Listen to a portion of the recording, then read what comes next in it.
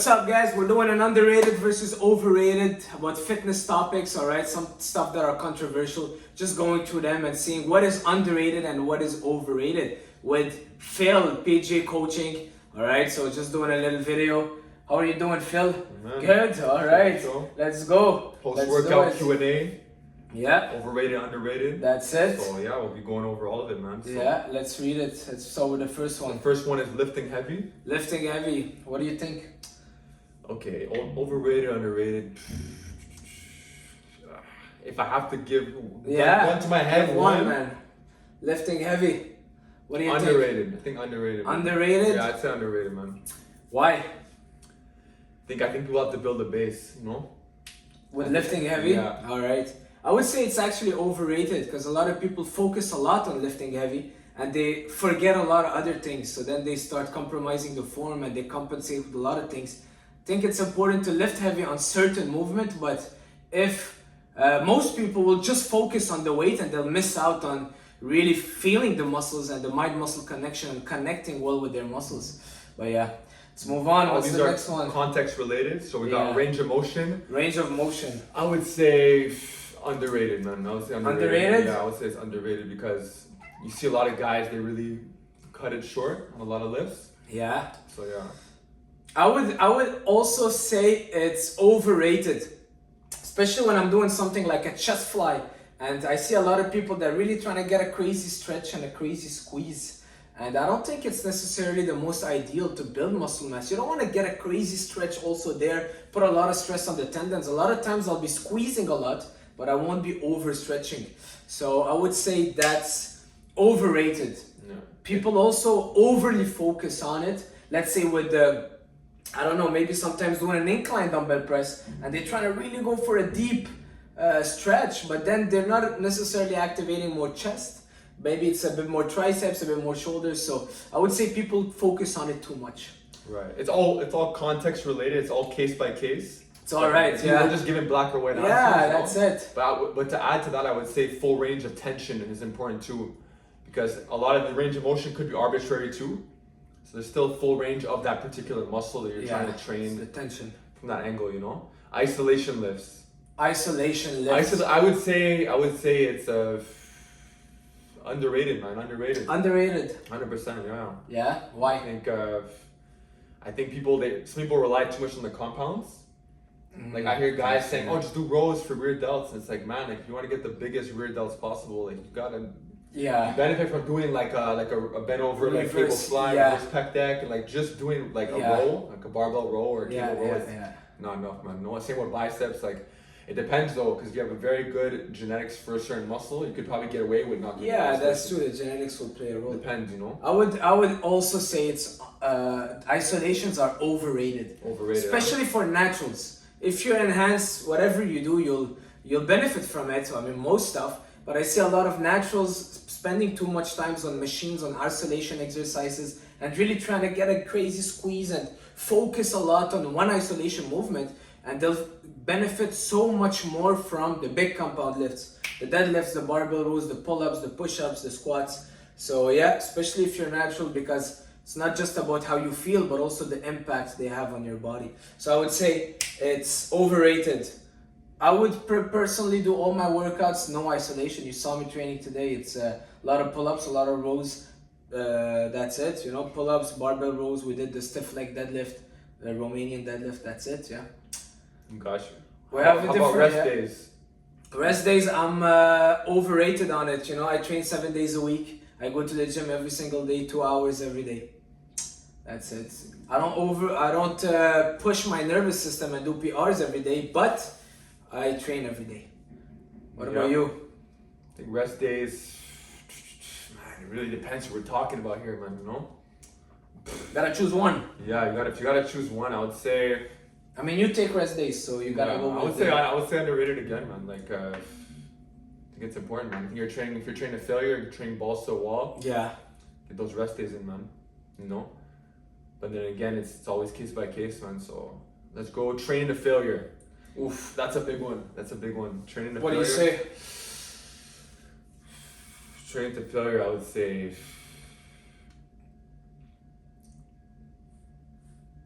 I think when you're more experienced, you don't have to train to failure in every set, you know. Yeah. So I think as a pure novice, they have to be exposed to training to failure to really understand what it is to train hard, you know. So then again, that's Overrated then. Would I say overrated? Yeah. Well, I would say it's For who? overrated. That's for who? That's for who? I would say training to failure, it's overrated, and hear me out why I say that. It's important to push yourself and have the intensity high, but most people when they're trained, first of all, I almost never train to failure every single set. I always keep one rep in the tank, and I don't think that pushing that extra rep will overly tax my nervous system and I'll be compromising my form. I see a lot of kids at the gym, they're trying to train to failure, the Mike Menzer high intensity style, and then the last rep looks so bad, Right. and they're compromising their form and they're just trying to push that last rep. They're messing up their nervous system. It's overly taxing on the nervous system, and then the whole rest of the session you won't be able to do much. So training to failure, overrated. I would say you want to train a technical failure because you don't want to ingrain like faulty or movement patterns, you know. You don't want to just be rounding your lower back on like the last rep of RDL. Like you don't even need to take those repetitions. Yeah, even honestly, I always keep a clean rep in the tank. Yeah. I always do that. Yeah. I never push to the failure, and it has been working well for me. And yeah.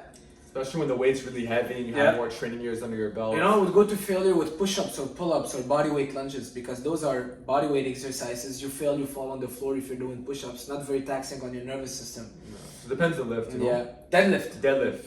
I would say for bodybuilding purposes, overrated. Yeah. And I really like RDLs for bodybuilding purposes. Yeah, for deadlift off the floor, overrated. Yeah. Overrated. If you're not trying to be a strongman or a power lifter and you don't really care about them getting just stronger at this movement pattern, but you just want to get bigger muscles, I think deadlift off the floor are overrated. Stick to maybe stiff leg for the hamstring, for the lower back, also the hip muscles, but stiff leg RDLs, like we did today. You gotta have some type of hinge in there. Yeah. Some type of hinge though. Steroids. I have no experience on that, so. But what do you think? I think they're very, very, very overrated. You know? Very overrated. People don't understand how far they could go naturally. Yeah. So. But at the same time, we can say they're underrated because you see someone that takes some steroids for a few weeks and then they blow up. They're bigger than us in just a few weeks. So it can go both ways. I just think that a lot of people underrate the fact of training natural for a long period of time. Yeah, but then again, it depends on the respondents, you know. Yeah. Some people go on and they say that's it. They don't really have a response to them. And some other guys blow up off off training even less hard and taking nutrition a bit less seriously. Yeah. So that's what makes some of these. Exactly. Okay, so ice bath. I've never actually taken ice baths. I've taken cold showers.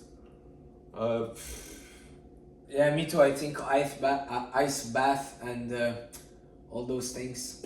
I don't know. Never use them. It's good for pain tolerance and just enduring some type of discomfort. Pain, yeah. I wouldn't say pain, but I would say just discomfort. Yeah. I would actually say all the massage and ice bath and the cold showers and ice plunge and the heats and all those stuff. They're very much more placebo than anything else. You know, that's what I believe. I don't think they do much. It's more placebo. Yeah. And that's pretty much it. A lot of people like starting the day with it just because it gives them kind of a pain in the morning so they can keep on with that. But I think it's more placebo than anything else. Yeah. Okay. Science-based training. I think that's pretty overrated, man. A lot of it. Overrated, yeah. I would say. Yeah. Science-based training, science-based lifters that are trying to follow the science of everything. Learn to train hard before you learn how to train smart, you know? Yeah. The guys doing the iliac pull downs, they've been training. They're really focusing on the perfect angle and the perfect stretch, and I think it's very overrated. A lot of people need to kind of train hard, like you said, you know? And science comes from experience. If you see Arnold training back in the days, a lot of people would be like, well, science disagree with it, but look at his body, look at what he accomplished. And all the other guys training just like him. All right, so don't be too caught up on whatever the science says, but go with how you feel. Follow your intuition and follow the experienced lifters that made something or had results similar to what you're trying to get. That's it. Supplements, I would say overrated for the most part. Supplements, yeah, overrated for the most part. The only supplements I really love is creatine. For me, creatine, it's really a must. I'm a big fan of creatine, and that's it. Creatine is very underrated. Everything else overrated. Yeah. If your macronutrients are really dialed in on with the hard food, ground beef, salmon, chicken, like the rest is just icing on the cake. Yeah, don't start training and go to the supplement store and give them $2,000 just because you're buying all the BCAAs and EAAs. All those things are pretty much useless. It's flavored water. You've got fasted cardio. Fasted cardio. What do you think about that?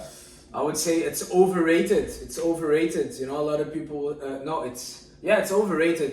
Doesn't matter when you do your cardio, you know, it doesn't matter if you're fasted or not. Fasted training, people will say, I'll train fasted to burn more fat. Doesn't matter. At the end of the day, it's calories in, calories out, and it's not because you did something in the morning fasted. Now you'll say, well, the hormones, the growth hormones are higher. Well, they're higher maybe to prevent you from losing muscle mass. So it's a response that your body is responding to the fact that you're fasted. But if your goal is building muscle mass, don't go to the gym fasted. Don't lift fasted. And fasted cardio, if it puts you in a good state of mind to start your day and you're just not hungry, do it. But then have a good meal after before hitting the weights. What do you say? I agree, man. I agree. I don't like, personally for myself, even clients training underfed and coming to the gym on an empty stomach. And also, like, the time you do your cardio is not gonna be the it thing. That's right. Really transform your physique as much as you right. think. You know, if you do cardio at 6 a.m. or if you do cardio at 6 p.m. won't change much. Really, how much of a big difference? You know, that's true. 100%. Only difference is nah. But it has some application. But well, it depends on how you feel. Depends on how you feel. Yeah. So that's pretty much it, guys. Let us know what you think. Let us know if you want more of those videos. Let us know which ones you think we had wrong, and give us your opinion. Don't forget to like and comment. And we'll see you soon. That's it. Ciao. Yeah, let's check it out. It's a nice video. Oh, it's gonna look good, man.